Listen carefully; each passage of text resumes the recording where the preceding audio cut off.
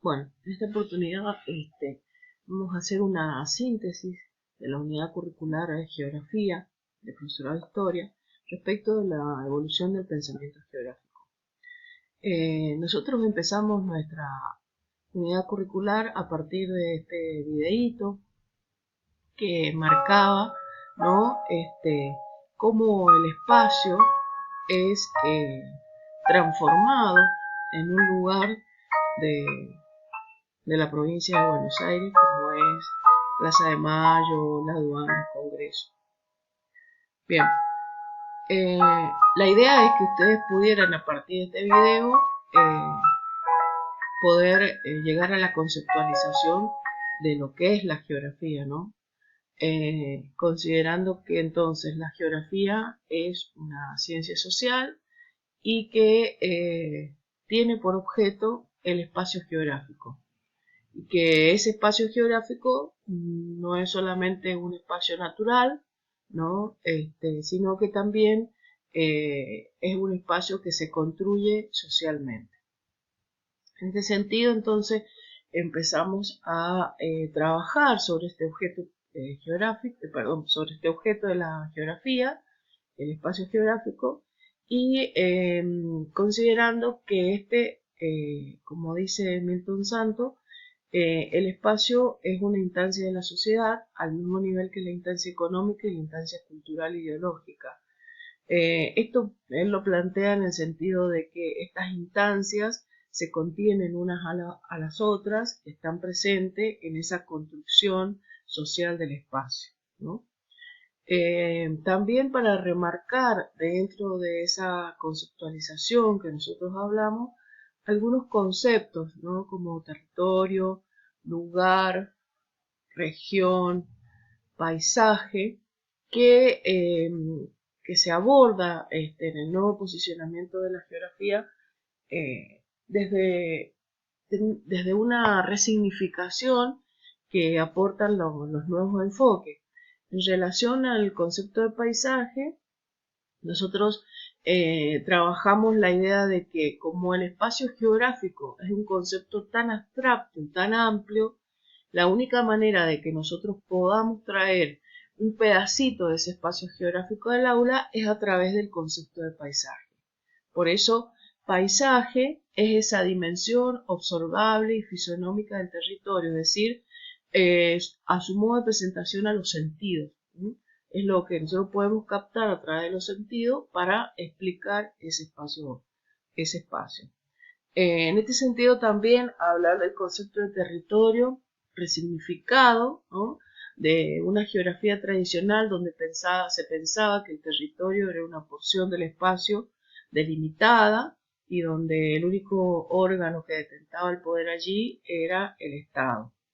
Que esos límites no eran cambiantes, ¿no? Por eso nosotros hablábamos de territorio argentino, territorio mendocino. Hoy ese concepto está resignificado, como dice Benedetti, es un espacio localizado, delimitado, apropiado y controlado en un tiempo determinado. Y están constituyéndose permanentemente a partir de prácticas materiales y culturales de la sociedad.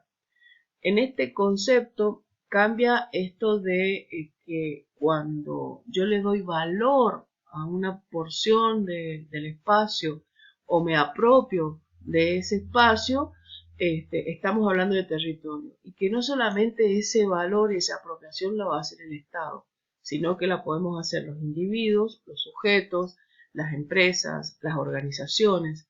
Entonces hay diferentes tipos de territorios y esto de delimitado, acá se pone en tensión el concepto de frontera, porque ya que las tecnologías de la información y la comunicación han permitido que los territorios, que nos salgamos de las fronteras delimitadas, ¿no? Para configurar estos territorios. Si yo quisiera hablar en estos momentos del territorio del narcotráfico, seguramente no voy a tener una frontera delimitada a un determinado país, ¿no? O a una determinada localidad, sino que la frontera se va a ampliar y va a solaparse con otros territorios. Esta es la idea, ¿no? De este nuevo enfoque. También en este sentido se ha resignificado el concepto de región, que en la geografía tradicional ha sido tan marcado, ¿no?, su posicionamiento, considerando la región todo aquello que dentro de unos límites determinados sea homogéneo, eh, para diferenciarse de lo que está afuera de esos límites, que es heterogéneo. Entonces, nosotros así teníamos la regionalización de Argentina, en la región pampeana, la región cuyana, pensando que todo lo que estaba dentro de esos límites tenían las mismas actividades económicas, tenían las mismas recursos naturales, tenían, ¿no? Y esto empieza a hacer un poco de ruido a partir de la funcionalidad que empiezan a tener, ¿no?, las ciudades y las regiones mismas, y que empieza a hacer crisis cuando no todo esto era tan igual, ¿no?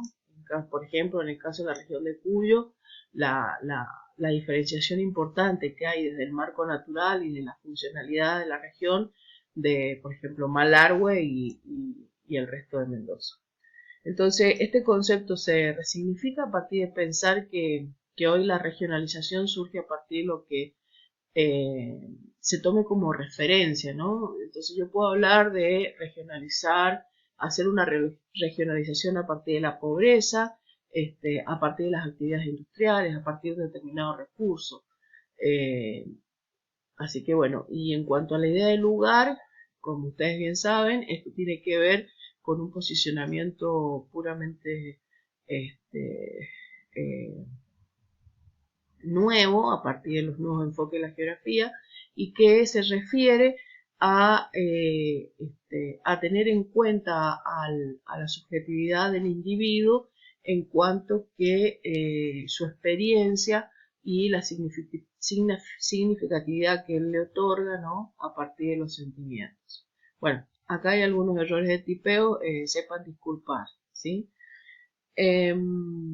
Por otro lado, nosotros hablábamos que en la geografía de hoy, pensar la geografía como nos representaba el video de la ciudad de Buenos Aires, implica que nosotros podamos hacer un abordaje a partir de un análisis multidimensional, ¿no? También hablamos desde la multiperspectividad, la multicausalidad. Bueno, y entonces acá confluyen esto que nosotros hablamos, la dimensión histórico-temporal, económica, política y social.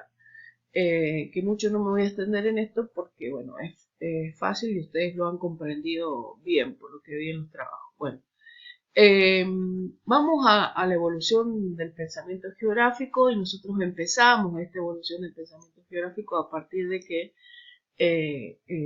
o con los dos exponentes que nosotros le llamamos los padres de la geografía, como Alejandro von Humboldt y Carlos Ritter.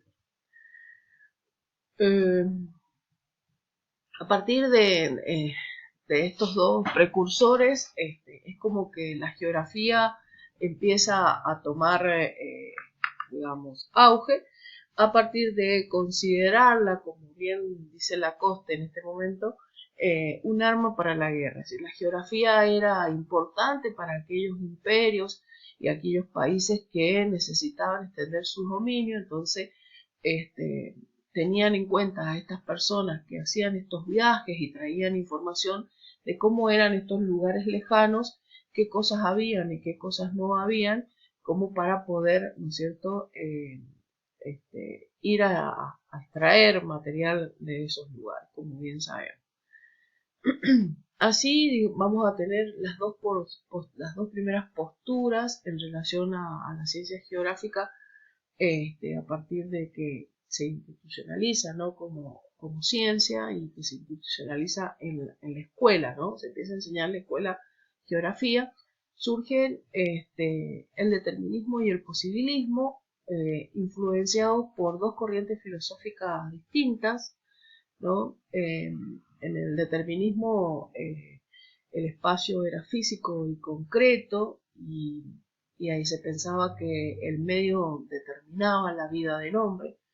Esto para aquellos que no entendían lo de espacio, la idea es que nosotros, como el objeto de la geografía es el espacio geográfico, lo que yo pretendo es que puedan ustedes visualizar cómo fue abordado en cada una de las corrientes el espacio geográfico. En esta corriente fue abordado como un espacio físico y concreto, ¿no? Y se consideraba como que ese espacio era el que determinaba para la vida. Si vos tenías un espacio que dentro de lo físico, cuando hablo de lo físico, hablo del marco natural, ¿sí? Entonces, dentro de ese marco natural era un espacio que no que no tenía agua, que era un desierto, que la vida era muy rigurosa, entonces no iba a permitir el desarrollo de la vida, por lo tanto, en ese espacio no iba a haber vida, no iba a haber población, no iba a haber desarrollo alguno. Que yo siempre les digo que con este criterio del determinismo nosotros no podríamos vivir en San Rafael, porque las condiciones físicas o naturales de nuestra provincia en el sur, ustedes saben que nosotros somos, el clima es un clima árido, semiárido, por lo cual no podría darse la vida. Entonces, a partir de este posicionamiento tan tajante, ¿no? Es que surge el otro posicionamiento que es el posibilismo, donde dice no es que el espacio no, según como sea el espacio, nosotros no vamos a poder vivir. En realidad no, porque hay una relación entre el hombre y la naturaleza, entonces el espacio le da un montón de posibilidades al hombre como para que él pueda desarrollar la vida. Entonces acá, relacionándolo nuevamente con el caso de San Rafael, a nosotros nos dio, por ejemplo, los ríos. Entonces, a partir de los ríos, nosotros pudimos construir embalses, pudimos hacer una zona de regadío, pudimos plantar y, bueno, de esta manera formar los oasis. Estos dos posicionamientos, tanto el posibilismo como el determinismo, estaban, como dije, influenciados por dos corrientes diferentes.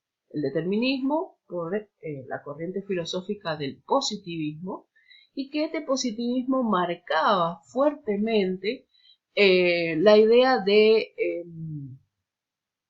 que todo lo que nosotros, o que mejor dicho, se era ciencia, todo aquello que se podía comprobar, que se podía observar, que se podía experimentar, se podía comprobar y se podía llegar a una ley. Por eso la geografía toma ese posicionamiento, ¿no? Es decir, bueno, el espacio determina al hombre y eso yo lo puedo observar, lo puedo experimentar y puedo hacer una ley, ¿no? Por ejemplo, en todos los desiertos no existe la vida. En cambio, el posibilismo estaba influenciado por una corriente filosófica que se llama historicismo, que, digamos, tiene otra postura totalmente distinta en relación de pensar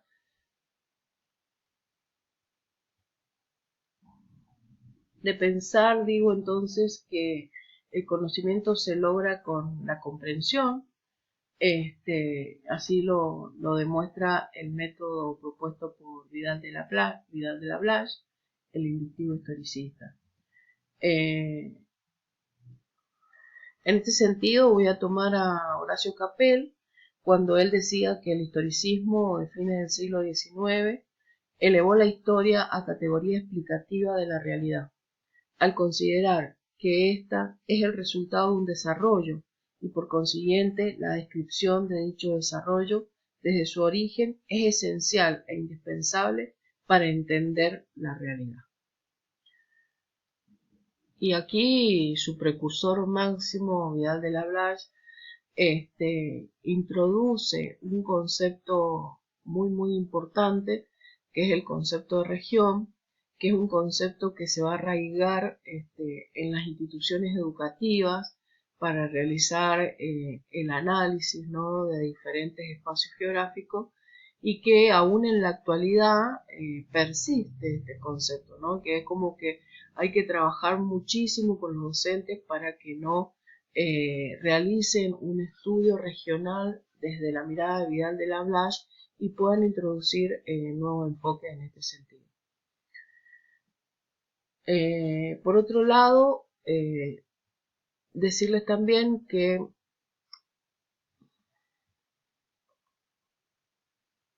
en paralelo, ¿no?, o respondiendo a esta geografía regional de Vidal de la Blache, que trataba de comprender la realidad social a partir de otros parámetros, ¿no? Pensando la relación